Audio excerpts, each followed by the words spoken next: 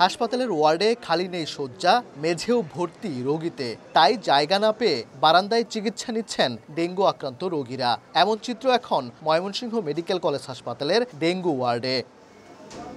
হাসপাতালটিতে ক্রমেই বাড়ছে রোগীর চাপ। 24 শয্যার ডেঙ্গু ওয়ার্ডে প্রতিদিনই ভর্তি থাকছে 3 থেকে 4 গুণ রোগী, যাদের 80 ভাগই ময়মনসিংহ নগরীর বিভিন্ন এলাকার বাসিন্দা। হঠাৎ করে শরীরের ব্যথা বাইরে যায়, ঘুম থেকে ওঠার পর দিয়ে প্রচুর শরীর ব্যথা করতেছে। এটাই উপসর্গ ছিল, আর জ্বর ছিল না, কিন্তু শরীর ব্যথা ছিল।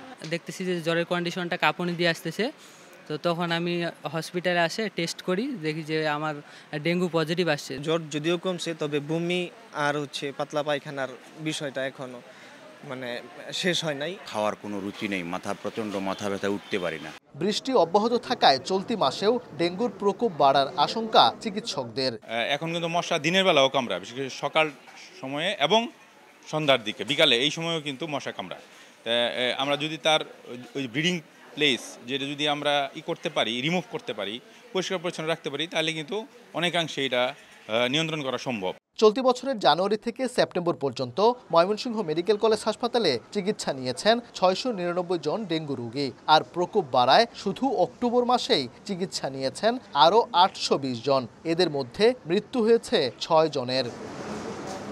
ওবায়দুল হক, সময় সংবাদ, ময়মনসিংহ।